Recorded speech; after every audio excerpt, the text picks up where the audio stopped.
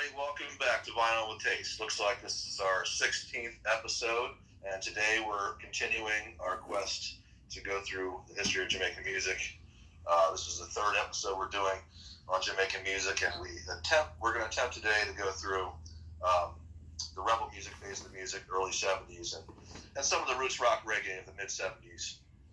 And I'm sure that we won't get through it all, but it's going to be fun. And I'm Oldskool Pat.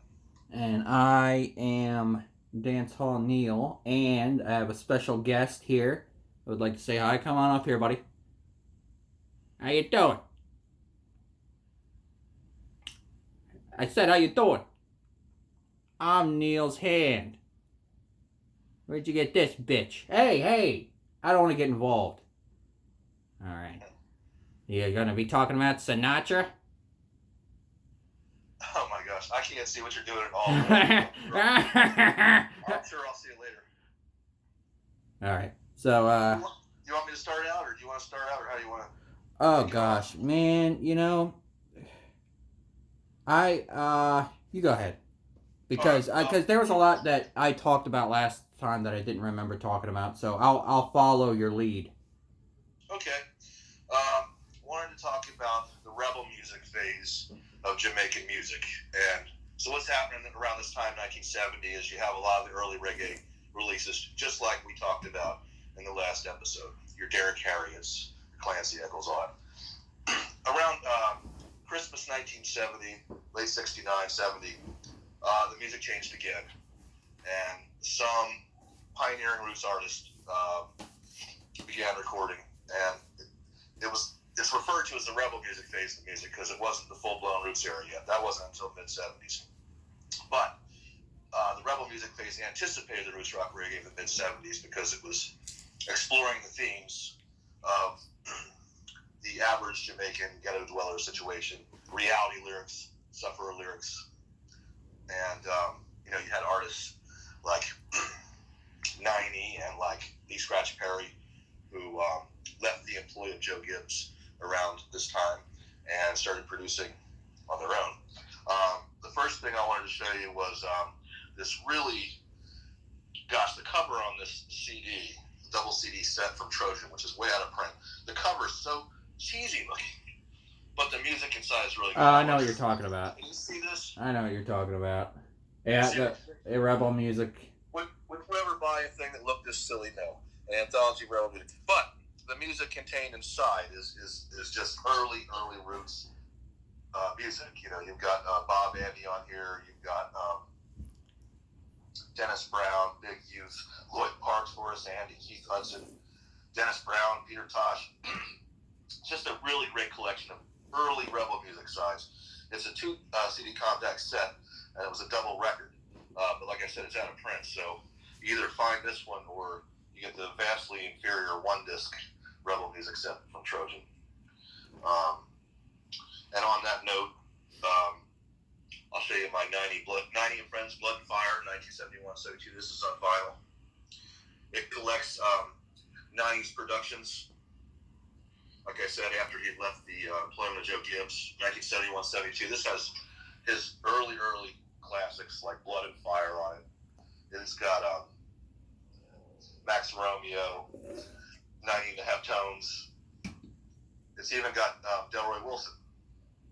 Nice. But I mean, that's just a classic record that I would highly recommend for anybody who's seriously interested in the roots of the roots.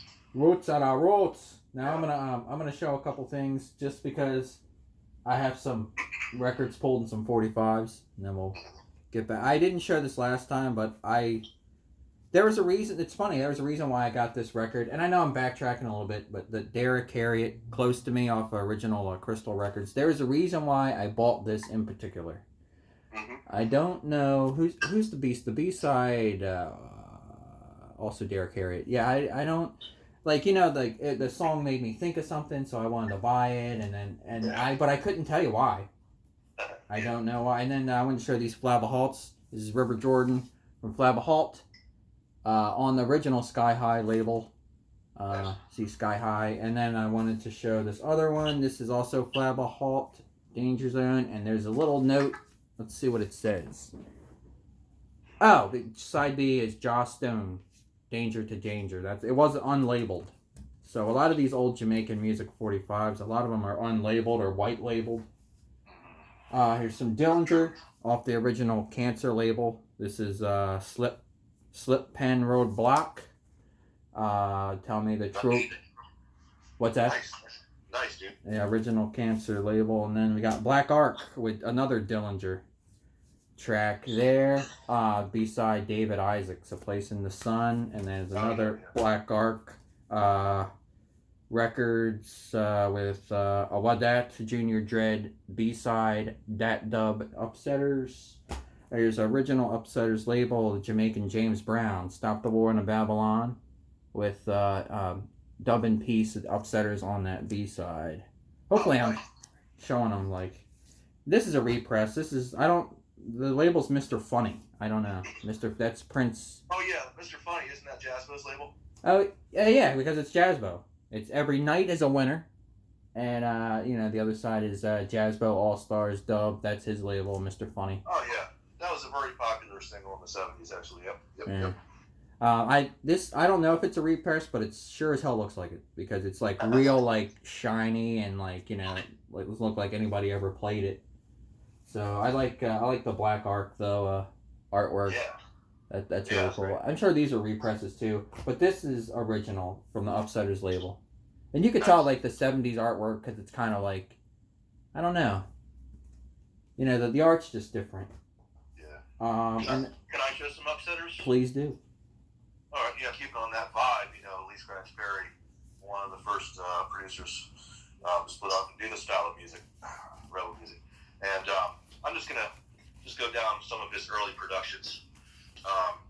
The first, and they're almost all compilations I'm going to show here. But here's an early one, the Upsetter Collection.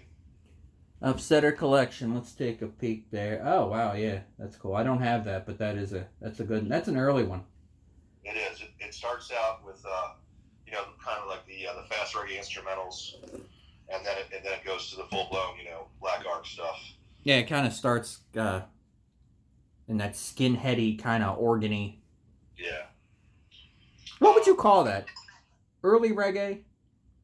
Because it's not ska at all. No, it's early reggae. Yeah, it was. There were a lot of like cheesy organ instrumental, early reggae stuff. But Lee Perry's were some of the weirdest, wildest, and most innovative. He was actually, a lot of people know this about Lee Perry, but he's just a different kind of producer. Yeah.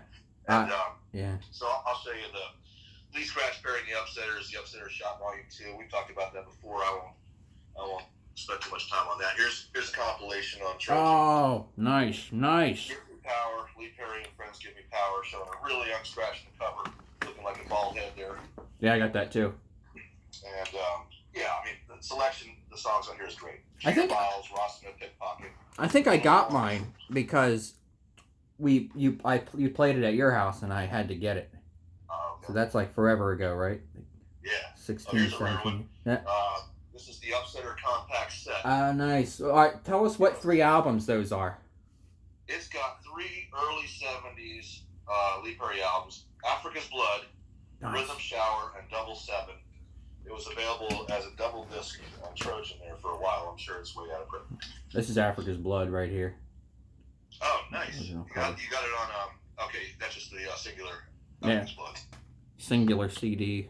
But that's a rare compilation these days, Pat. You can't find that anymore. Oh, no kidding. That's cool. Yeah, it's at the time it was a very economical way of getting three scratch albums on, at once. Boom, boom, boom. It became rare. Yeah.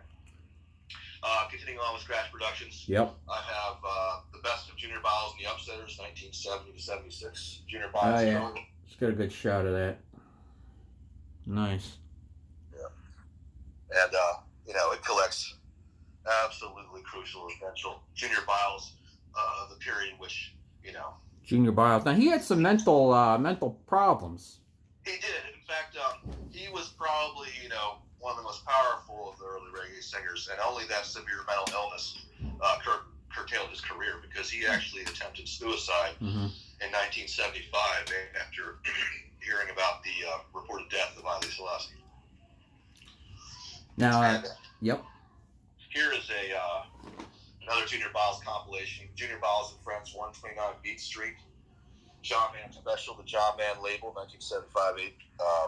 And it has further Junior Biles, excellent vocals on here. Know Where You're Going, Pitchy Patchy, wow, great stuff. Perry's other very famous singer after Junior Biles was Bob Marley. Right. The Wailers had already gone through their ska period. The Wailers had already tried and failed their own setup called Waylon Solem. And that is when they started collaborating with Lee Scratch Perry. Yep. And now before we get into that, because I want to talk about Bob too. I want to show the Super Ape, and the return of Super Ape on Apology, the Trojan set. You know, it's a good one. Yeah. I like the. I love how Trojan put these little sets together. Yeah. All right. Was that around the time they're calling themselves Sanctuary? What? Oh, Sanctuary. I thought Sanctuary was just like kind of like a way for them to put out pop and new wave music. Well, you may be right. So I'm not gonna die on that hill. Oh well, hey, if anybody knows, comment in the comments. We welcome that. Yes, we do. So we're talking about Bob now. Yeah. So the really early Lee Scratch Perry Bob, which is basically the group of the early Bob Marley and the Wailers, really reaching a lot of really creative peaks when they worked with Lee Perry. Bob's style of singing changes; it becomes more like Lee Scratch Perry. And as a matter of fact, the authorship of lots of these early Wailers songs is pretty much up in the air. Like how much was Marley, how much was Perry, how much was a collaboration. It's all shrouded in mystery, right? But here's a couple good examples of the Lee Scratch Perry Bob Marley collections. I have one called African Herbsman. I think you have that one too, Neil. Yeah. I'll pull it up there, and he'll pull my CD is it's a DVD audio, so it's one of those big old like. I have just to show it because it's like it's the same kind of format. I have a Hot Heptones Cool Rasta in that big DVD audio. Like it's a really super weird kind of like case. I don't really understand it, but yeah, I wanted to show Cool Rasta. Because my copy of African Herbsman, which is on Trojan, says this on the back, Neil. It says copyright 2003 Trojan Records, a division of Sanctuary Records. Huh. Well, I mean, I don't know what they were trying to do with that. They didn't change their name, though. Did they? Not that I know of, no. But the original Trojan Records went bankrupt in 1974. So, this is the who knows what incarnation number this is for Trojan. But the same kind of material can be found on. Here's an LP of this Lee Scratch Perry Bob Marley material. This is called Soul Revolution. Oh, nice. Part 1, Part 2. Yeah, I got Part 2. Yeah, I'm showing Part 2 of the LP, and it's the same material. Right. Those are good collections. After Earthsman, Soul Revolution 1 and 2, good quality collections. But I'll tell you what, as you know, Neil, you could go into any mall in the 90s and the 2000s, and there'd be a ton of like cheapo Bob Marley CDs with this Lee Scratch Perry. Yeah. I got some right here. I'm not going to show it because I don't want to. But go ahead. This is here's a cheapo. You got to line me up yourself. Bob Marley and the Wailers. What label is this? We don't even know. Public Music Incorporated. Okay, that was my brother's CD, but it's the same material. It's the Lee Scratch Perry produced Bob. And with that, I say, hey, let's go on. Yeah, but I want to show the Soul Rebels. It's one of my favorites. I love the cover of Soul Rebels. Oh yeah, that's a good one. No, I'm not even done talking about Bob. But I would say that I'm going to go into what I consider like the roots era would be when he left Perry and met Chris Blackwell at Island Records. Right. Yeah. Which was still fairly early. Yeah, it was. And Chris Blackwell was producing Jamaican music for quite some time before that. He was. How that started, I'm not really sure, but. Oh well, Bob Marley Marley was in London to promote his one and only record on CBS. I think it was called Reggae on Broadway, and it was an actual Bob Marley single on CBS. It totally flopped. And so before Bob Marley went back home to Jamaica, he arranged a meeting with Chris Blackwell, where he met with them and meeting Bob Marley at that time. Chris Blackwell was meeting like the real deal, like Jamaican, like rude boy. Yeah. For son, of Bob, and he was very impressed. And everybody knows the way that. Well, if you don't know, Island Records, they took Bob Marley and the Wailers and decided to promote them as a rock band. Yep. Which was a little bit strange because in Jamaica, sound systems ruled everything, and there were very few self-contained bands at all. But in the case of Bob Marley and the Wailers signed to Island, Bob Marley took Max Romeo's band called the Hippie Boys. Yep. Which included Hippie Carlton Boys. Barrett and Ashton Barrett. Carlton. I don't. And they put together the permanent Wailers group. And originally, of course, they had Bunny Wailer and Peter Tosh. And after the first two albums, Catch a Fire and Burning, then the I3s. The first album, Catch a Fire, they added on lots of like rock effects. Yeah. See, later on. Can Catch a Fire is so neat, like the reggae, the LP, because it opens like a Zippo on the top. Yeah, that was pretty cool. I don't have it because I don't know. There's other stuff to get, Yeah. Here's the second LP that Bob Marley and the Wailers did for Island. It's called Burnin'. Ah, nice. That's an LP? Yeah, it's LP, gatefold, and all that stuff. Sweet. That's a good one. All the extra rock concessions to the rock market were dropped entirely on this record. This is just a roots record. I do like that one. I will. I'll just go through a couple. Let me show you. I got. Everybody knows about Exodus. I'm not going to waste too much time talking about out-and-out classics like that, or Kaya, or Bob Marley and others' Confrontation. Their catalog is well known, but here's what I will show you guys. If you didn't have any Bob Marley at all, and you wanted to pick up the best, you couldn't go wrong picking up Legend, which is the biggest selling reggae album CD of all time. Yeah, probably. It sold over, even in the early 2000s, it had already sold over 16 million copies. My dad's got that. And and Legend is a very famous reggae record, and it's nothing but the best of Bob Marley. There's an equally good compilation called Natural Mystic, which also has an impeccable selection. And let me show you this. This is I have Bob Marley's Songs of Freedom box set on CD. It's 4 CDs with a lavish booklet. It's basically Legend expanded. If you took Legend and made it 4 CDs and made it from the beginning of Bob Marley's career all the way until he died, this will be the thing to get. Songs of Freedom. I can't recommend it enough. Steve Barrow calls it the most essential of all essential reggae sets. So, I'll show you until Neil interrupts me. I'll show you the next one. Peter Tosh, Legalize It, very famous record he did. Nice. Legalize It. The best of the Peter Tosh LPs, because I think it's generally agreed that the singles that Peter Tosh did were great, but over the length of an album, there were some spotty records there.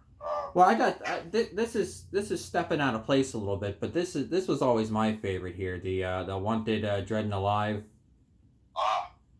Peter Tosh. That's good stuff. Now I pulled some LPs just to talk about some LPs. We got 90 The Observer, Sledgehammer Dub in the Streets of Jamaica. Oh wow. No, it's always been like a white cover. I don't know why they didn't just like do like a cool cover, but they didn't. It's just white cover with red lettering. 90 The Observer. Nice. Mr. 90, and then we got Ranking Dillinger. What's one? This is Non-Stop Disco Style. Non-Stop Disco Style. That's a weird cover. This is a really good. Dillinger. Is Ranking Dillinger the same as Dillinger? Yeah.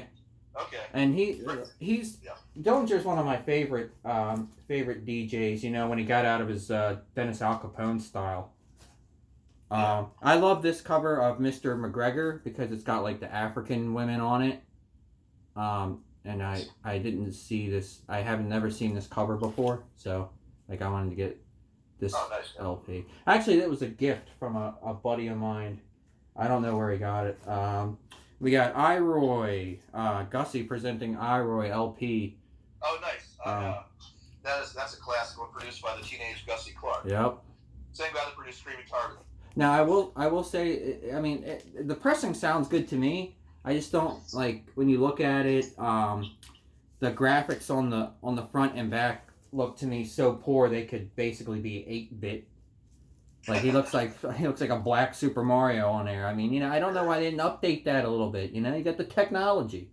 Yeah. Last record, just to show, but you know, I'm way overstepping it now. But I got to talk about Gregory Isaacs. It's all good, brother. In Person by Gregory Isaacs. This is probably what would you say, 75? Yeah. I like the cover.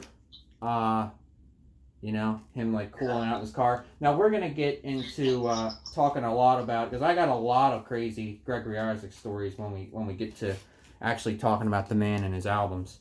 Oh, cool. And then I just wanted to show this because he's a good roots singer, but he's a little later. Barry Brown. Let's Go to the Blues. Oh yeah, totally. This came out on Kingston Which Sound. Barry Brown is that? It's called Let's Go to the Blues. It's a Kingston Sounds one. They did like U-Roy. They did Dennis Al Capone. They did a bunch of, and they're more like compilations. Like this wasn't an album that came out. It's just a compilation. Okay. I'm pretty sure because I've never heard of this as an album from Barry Brown.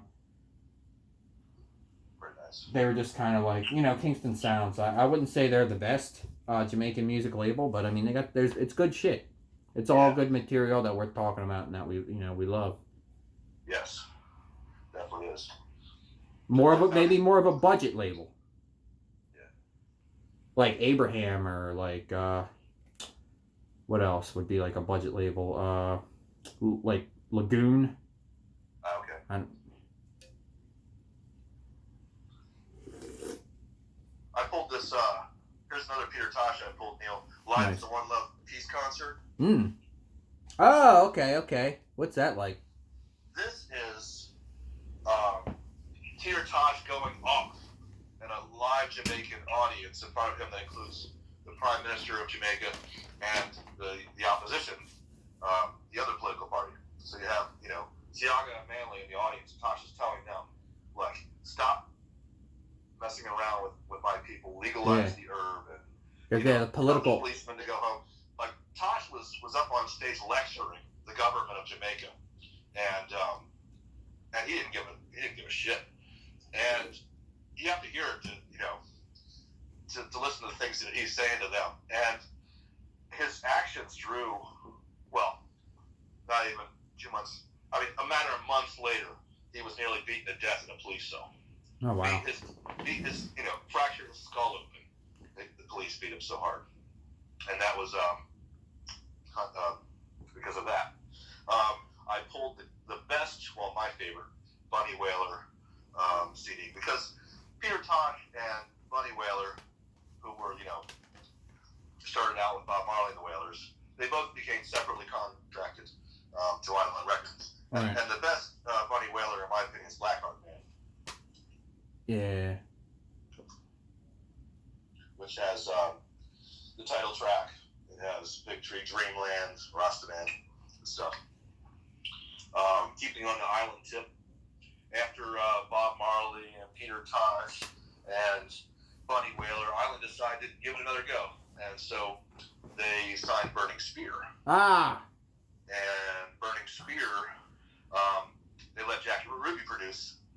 Although they did tamper with the production, like his first album, which is called Marcus Garvey. Nice, that's a good one, classic. The Island remixed it, and it's not as good as the Jamaican mix. But look, this is an interesting one. I don't know if you've seen this, Neil. This is a special release to celebrate the 100th anniversary of Marcus Garvey's birth. It's Burning Spear, Marcus Garvey, and Garvey's Ghost, the Dub Companion, on one CD. That's cool. What did he produce the Dub counterpart to it, or? I don't know who mixed the dub part, but I have to say it's not that impressive compared to what King Tubby and Prince Jammy. I mean, he might have done it himself. Yeah. Again, comment. All the albums for Burning Spear continued. I mean, I was just going to go through my Burning Spear, Neil, if you don't care, you know. Burn it up. So the second album on Islands Burning Spear was Man in the Hills. I got Man in the Hills and Dry and Heavy, later released on one CD. Dry and Heavy's good. I got that one. That's a good one. Man in the Hills, Dry and Heavy, one CD. Probably his best for Islands was called, well, Blood and Fire released it as Social Living, but it was, I think the original title was different. And I wish it was a Garvey related title. Social Living is my favorite Burning Spear album because of songs like Social Living and Naya Keith. Even later on, even as late as 1979, 1980, Burning Spear was still putting out good albums like Hail His Imperial Majesty. I know he had a falling out with Ernie B from selling bootleg Burning Spear for a long time. You couldn't get a Burning Spear album from Ernie B's. I didn't know that. Yeah, I figured out why. I asked him himself on Facebook, and he said that was why.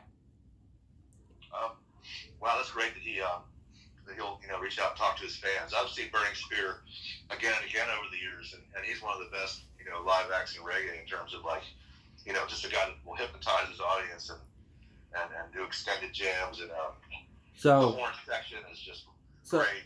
Now, speaking of Burning Spear, you got to talk about Culture too. Oh yeah, I was gonna because Culture's Joe Gibbs. Joe Gibbs takes over around 1976, 77, after Striker Lee and after JoJo Hookham in Channel 1. You have the Joe Gibbs really reaching dominance. Do you want to talk about Culture? Let's talk about Culture. Sure, man. What do you have pulled on now? Because I have 2 Sevens Clash. I don't have much. I got some of the stuff I have is a little bit later, but I like this one because this is Culture with the DJs at Joe Gibbs 77 to 79. I got it because I love the early DJ stuff. This isn't really, I wouldn't say this is early DJ stuff, but I still love the mid 70s DJ stuff. So this is all Culture, featuring artists like Iroy, Bojangles, Shorty the President, Ranking Joe, U Brown, Prince Farai, Clint Eastwood, Nicodemus. Yeah, it's cool. On was this North Parade, which I guess might as well be VP Records. I always like that one just because it's like every song's got a DJ, and they're extended cuts too, so it's a lot of music. Nice. Here's 2 Sevens Clash. Check it out. And this one was a really big Jamaican hit that established Culture.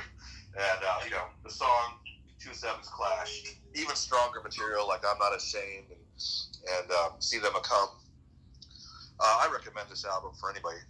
There's a bit of a Burning Spear influence, but Culture really are unique. They really are. Yeah, but definitely there's the influence was there. That's for sure. Yeah. I got Jack Ruby Productions. Jack Ruby presents the Black Foundation. Oh, cool. And Jack Ruby was another new producer that came out in the Roots era. And what year was this? What year are the songs that are compiled on that? They're 75. I would say 1975 to 1977. This compilation has Burning Spear, Big Youth, Black Survivors, the Eagles, the Black Disciples, which were his house band, the Heftones, the Gay Lads, Prince, and the Seraphim. Nice. Justin Hines, the Dominoes pop up on here because they had an album produced by him. Came out around this time called Jezebel. The Gay Lads. And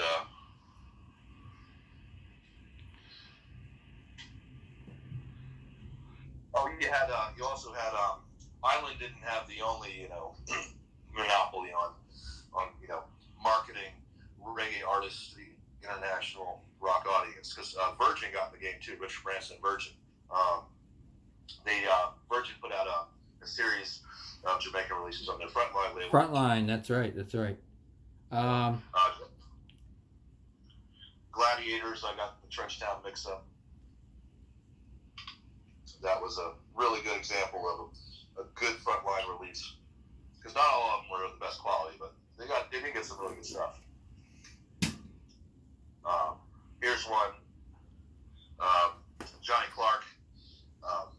It's a twofer on Frontline called Authorized Rockers.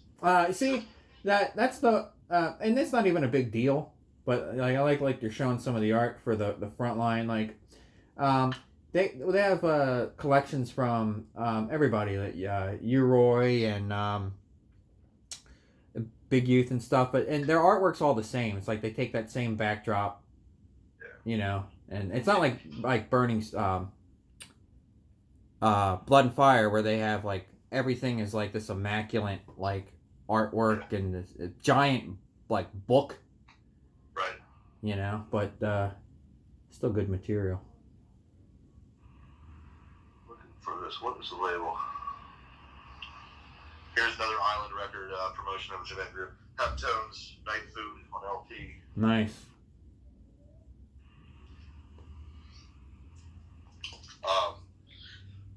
I'll tell you another group that was pretty successful from this period, the Ritz period, was Black Uhuru. And, oh, yeah, with Michael Rose and shit. Yeah, Michael Rose. And man, I'm telling you, as a singer, he's still got it, man. He's one of my favorites. Well, I mean, he's the lead in the group. Yeah. Their first album sold well, but their second album, which was called Showcase, really, really blew them up. And, Showcase in America was released as Guess Who's Coming to Dinner. It's the same thing. Right. You basically have 7 songs accompanied by 7 dubs. I wanted to show, just because we're talking about the group, I know they're a little later, but, I think the show his vocal work really good in a modern setting. The Great Expectations from Michael Rose. His the backing band is a mystery. I'm pretty sure, I don't know what country they're from, but I'm sure it ain't Jamaica. And then this newer one called Rasta State from VP Records that came out in 2016, where these musicians are Jamaican. And I love that. He's just like walking in the woods and stuff. Man, his voice is just, it's just amazing. He's always been like one of my, I hold him to high regard. I don't want to say he's one of my favorite Jamaican singers, but I mean, I guess he could be. I hold him to high regard when it comes to his vocal work and stylings. Nice. I wanted to talk about Bunny Striker Lee, the producer, if that's okay. Mm-hmm. Bunny Striker Lee has been called like the archetype of the 1970s Jamaican producer, because he didn't own his own studio, so he'd pay for time in other people's studios. And he would travel to sell his product everywhere. And he dominated the dancehall beginning in 1974. Basically with updates of old rocksteady rhythms. And his period of dominance, he had all kinds of artists record for him. I'll show you. This is Cornell Campbell, I Shall Not Remove. Yep. He had recorded Cornell Campbell. That's a Blood and Fire release there. More of the cultural stuff he did with Cornell Campbell. Very nice. And, really good stuff. Here's a Johnny Clark compilation called Dread or Dread. Oh, nice. So you have some of the rockers and steppers anthems of Johnny Clark on that one. There's an Augustus Pablo album called Pablo and Friends here, which is I'm including only because this is all Bunny Lee productions. This is not. This is Bunny Lee producing Augustus Pablo and other artists. Well, Augustus Pablo really came into his own, even up into the 80s and 90s, still producing people like Junior Delgado. Oh, yeah. I want to share this Augustus Pablo set. This is the Rocker's Story. Yes. The Mystic World of... I got this from Ernie B's It comes with a DVD. It's like 5 discs. Yeah, I really like. Oh wow, that's nice, man. It was a honker, and I didn't pay that much for it either. I don't know if they were just trying to move it. And then there's King Tubby meets Rockers. Gus's Pablo right there. Oh yeah, that was a thing. Yeah, like great album. I'm not like that thrilled with this particular pressing that I got, but you know, and what are you gonna do? And then this is probably a little later, but you know, East of the River Nile is probably my favorite one from Pablo. Rocker style rhythms. You know, I really thought a lot pretty highly of him. I do too, and I have some Pablo pull as well. Yes. Sure. Pablo is one of those Jamaican artists that ended up having like a cult audience that didn't always, you know, how should I put this? Augustus Pablo, Yabiu, and Lee Scratch Perry all got people that weren't necessarily always into reggae, but they got cult following by those people just because of, you know, their uniqueness. And here's a compilation called Original Rockers, Augustus Pablo. Nice. And it collects most of his early singles together on one CD. And I highly recommend it. Here's Augustus Pablo L Rockers, which is it was put out by Predator Sounds, and it's almost like King Tubby Meet the Rockers Uptown because it has all of those same songs on it, but these are different versions. So you know, that is wild. We are creeping up here on the end, but I guess the next episode is gonna be Roots Era Part 2. Roots rock reggae, buddy. And you called it when you said we wouldn't even get to the dub stuff. You were definitely serious on that. Yeah. There's just, I mean, the Roots period of Jamaican music is one of the most famous eras of Jamaican music, and it's worth covering. It's worth covering, you know, to show, you know, what we have, I think. And we're yeah, hell yeah. I mean, it was around for quite a while, for quite longer than Rocksteady and the ska era. You know, starting in the late '60s, heading through the '70s into the late 1970s. You know, all the way through the '70s. Yeah. I mean, so it's a bigger. You got more time. You got more artists, and you got more music. Yes, we do. Yeah. But man, we are spot on. I guess you'll have to take us out. All right. Yeah. All right. Yeah. We look forward to coming back and bring you guys more music. And this is Oldskool Pat signing off. And zip zam, bowie, and swoosh.